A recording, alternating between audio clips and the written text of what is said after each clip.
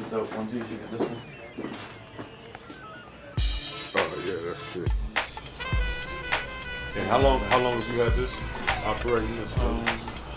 You've been here for like a year and a half at this location. You also did all the graffiti out there and sign and like walking up. Yeah. That's always dope. My boy, his camera's a little. Well, when he gets here, we could do that and then go to the store and the studio. Yeah, for sure. Maybe we get some footage over there. Keep it going for a little now. Yeah.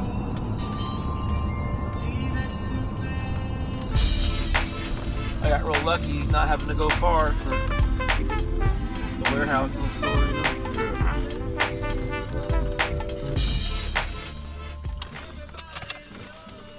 Yeah, we're good. Yeah, man. Whenever you're ready. Word. I know you've been a staple in the town forever, man. I remember seeing you around when I was a little young buck running around trying to be a rapper. And how did you get started in the scene in Portland? No. Well, obviously, there's that again. I gotta not say that. Maybe you can edit that out later. Burnside Skate Park, man, was my first. You know, like obviously, I'm a skater. I grew up. I'm a skateboarder, bona fide brethren. That's how I grew up. Yeah. Grew up freestyling with the homies, drinking 40s. You know, from Cali to Oregon, back and forth. Yeah. Well, you said you moved here when you was 2, right? Yeah, 2, 3. Yeah. And then, you know, I've always shook back and forth from Cali to Oregon. There, that word is fuck. You can always edit that out. So, fuck. Damn, how do I not say that word so much? It's impossible, man. It's impossible. You gotta. I'm trying not to say it, but then it's like. When was you hitting up Burnside Skate Park? How old was you when you first started hitting that up? Had to have been like. I mean, I think it was like really like 90, 91. Like we really went down there and built the first bank. Me, my boy Brett, Osage, and a couple other homies, we ate some mushrooms and went down there and built a couple banks against the wall, cleaned it up and swept it. Yeah. There was nowhere to skate, and then we built a couple banks, and then came back the next day or two, and then was the skating there, and then it just became a legacy. Yeah. It's now like a pillar. And it's been huge in video games and all that. Yeah, it's a huge. It spawned a livelihood for many skaters to live and eat and feed their families. It's beautiful. How did you It's get a revolution that's been televised. Yeah. How did you get endorsements and stuff off off of skating? Well, back then? I mean, I was a local Burnside skater, so I would skate there like literally every day, like 6-8 hours a day. Yeah. We would skate at Burnside. So all the Adidas, Nike. You know, that was before Nike SB, but Adidas would come down there. I was wear testing for Adidas, and MTV came down there. I was featured on MTV Sports. Then I got a lot of sponsors: Vans, Powell, TSA, Volcom. And then I started being in all the magazines and Thrasher, Transworld. I shot with Cossack for Big Brother, Full Page, Sequence, and then it snowballed into like these guys are killing it under the bridge. They're skating, and and then I was always a all-terrain athlete, so I would be skating pool, street, vert, everything. And then when I got hurt, I just basically started utilizing my powers, my Jedi powers of skateboarding to music and producing. We have obviously this is our showroom.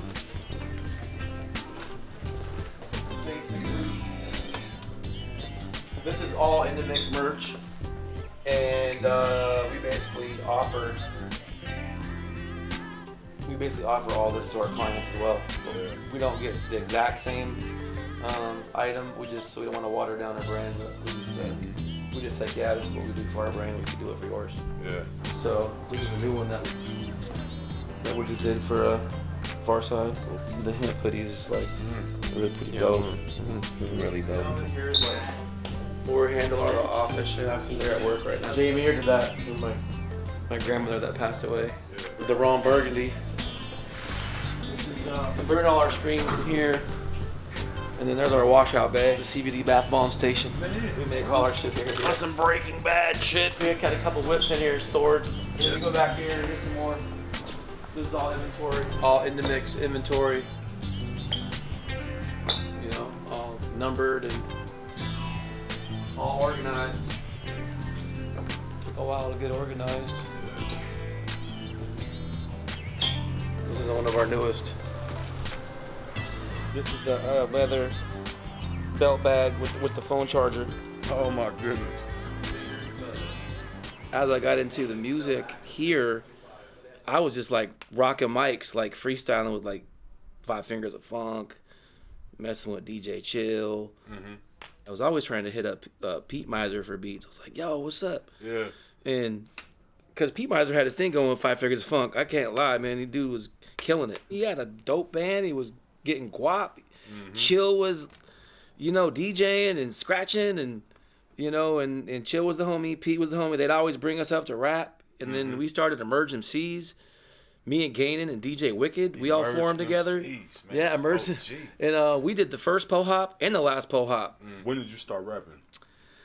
I started rapping when I was in like 9th and 10th grade, and that was like a long time ago. I was at Ramona High School in Riverside, California, and I had like a mile and a half to walk to and from school every day and skate, whatever, this and that. So I'd always just like, I'd be by myself a lot. So I would just start like making up words and freestyling this and that, and then actually when I learned how to rap on beat, just like I started making beats, and then I've always down to freestyle with the homies and this and that. Yeah. Then Burnside Skate Park was a huge part of my childhood.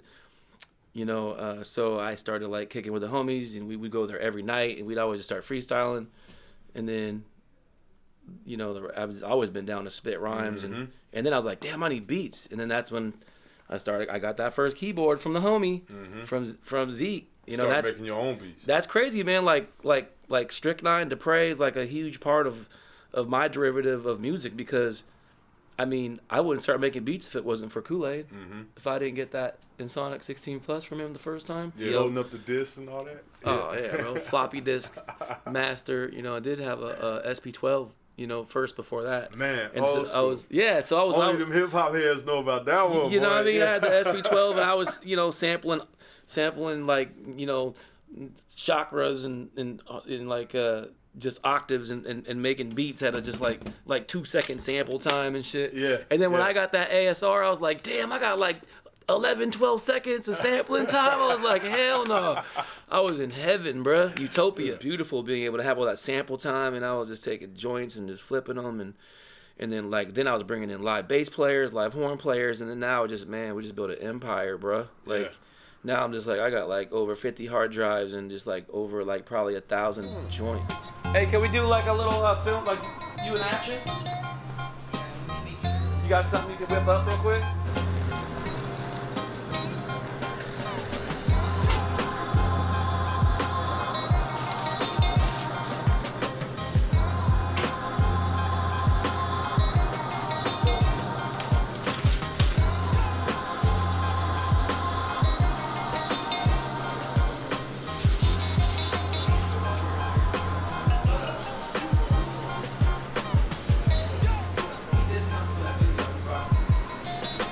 I did a lot of licensing and syncs back in the day, from like 1998 to 2005. I was licensing a lot of my production for many, myriad of corporations.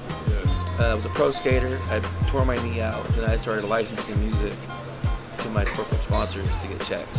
So that worked out for a while. And then there was some corporate capitalism that came in, where they wanted to keep corporate, and independent, where they wanted to get all their artists on those licensing deals, and it cut out all the independent people trying to get syncs. So I was like, okay, cool.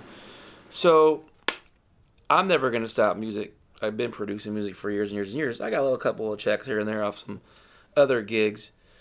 But just working with a myriad of artists and being in the mix with a myriad of other like musicians, artists from all walks of life, from even like recording in the studio to going and getting meals and dinners and breaking bread. And INDAMIX kind of formed and evolved from just people will come through town, and I would just bring them to the lab, and we would just build, like, and it was all word of mouth. Like, literally, like, I would hook up with the homie and do a song with him, and then he would talk to his homies, and they're like, yo, if you go to Portland, fuck with My-G. And boom, next thing you know, like, my phone was just ringing, and Cass was coming to town. Yo, what's up? Homie told me to hit you up, and no. Because I always stay with a fire, and I always had a lab ready. always. So, and I've been always staying with fire, and I pay homage to Mary Jane, bro. You know what I'm saying? I ain't no bandwagon ass cat trying to give up to cannabis, because I've been about it, and I pay homage. You was using it to just get the connections too. Nah, I would just grow fire because I like weed. I like fire because I like to smoke, and then I would utilize the herb as the tool to like create, and like I would like to be in the lab and smoke and create joints and be artistic, and like and that's when I would really like utilize the different genetics for different vibes and energies, and like it just so happened that weed just became like like famous. Everybody likes weed. Like even the first joint I just did with Talib, Ebro actually introduced me to Talib. Like I think it was like 2000, and I sent him a Vito Coco, and Talib was like, "Yo, I like that record. There's a lot of dope beats on there." And then Ebro linked me up with Talib. We met downtown, and obviously he wanted some fire, and so we linked up. And then after that, then boom, we went to the studio and did a joint. And it wasn't like, "Yo, you need to pay me," or anything like that. It wasn't on that. It was like, "Yo, we were just kicking in, and he was in the mix." So let me open up the windows. You probably get better light. Or I can do like a stage in here, big screen. Haven't figured out like quite the layout yet, but the painter are gonna come tomorrow. This fun about a week, and everything will be painted and done. New floors coming in, new bathroom. There's an entrance in the back. It's kind of rough right now, but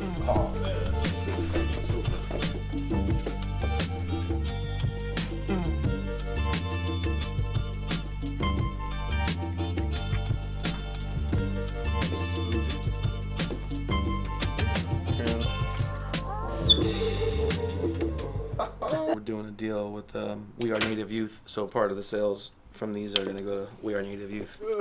I was sick. So this is a video with Dre and Eazy's son, and DJ Wicked, Boy Paris Jackson. It's unreleased. Every woken morning, eyes open, feeling blessed. Never know when you're calling to be falling. So jet rest at ease, please. Seems the only thing to cure the disease is cheese. So this is how the actual video is gonna drop. So it's actually a vape pen. So basically, I patented this patent right here is a USB drive and a USB charger for this vape pen, and this screws on here. Damn. So basically, this screws in your computer or your car, and then the track and the video will be on this drive, this USB or Thunderbolt drive. That's how I'm actually releasing the video. So that's what's been taking so long about dropping the video, is because is the way I want to drop the video, because I just didn't want to put it up on YouTube and then get some likes and this and that. So basically, INDAMIX was the music. Obviously, it's hard to make a living off selling music. So especially now, yeah, everything's streaming this and that. But at the end of the day, I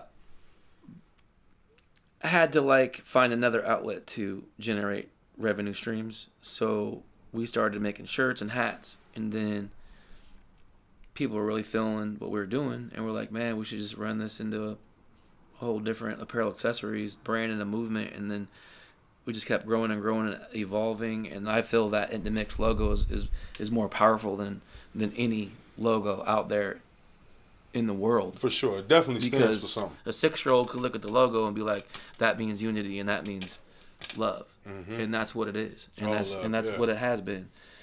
Is this the right door yet? 4. Your shop? Yeah. Yeah. We're It did look open, bro, from outside. Oh, we're not open. You're not? No. See, that's what I was wondering. Yeah. I was smoking a cig. I peeked in here. I was like, what the fuck? I've never seen this place before. Yeah, it's a hidden gem. Hard from you? Excuse me? Yeah. Yeah. Really? Yeah. No I'm an worries. electrician, man. Nice. So I think Mr. Electric. Right? Nice. Hit us in the Yeah. line. Come through anytime, bro. We're just filming an interview right now for the situation, but Cool. Much love, man. that's some straight INDAMIX shit. You know? Yeah. What do you want? Chips. It's like, yeah. Split that whole here. Pop the Julio, you know what I'm saying? Like, you didn't see the Julio? Days walking this journey. I can do is keep it jumping. Yeah, you know I love it. First product of the creator.